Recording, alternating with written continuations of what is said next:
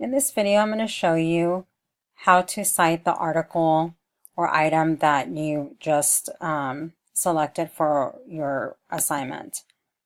For this example, I'm just going to go underneath the OneSearch box, and under Search Anything, just type in lowriders for this example, since I'm actually doing some research on that right now.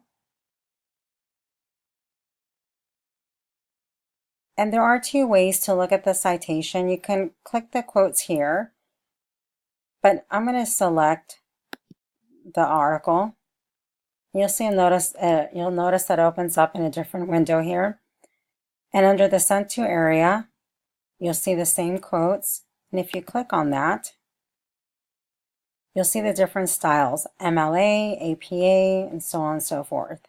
You can copy the citation to your clipboard here, or you can just highlight it and Control-C or copy it. But I do recommend that you double check your citation before submitting your assignments.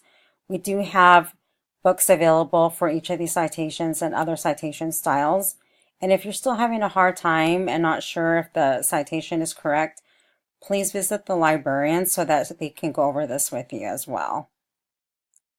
And that is how you cite or look for citations styles using the OneSearch.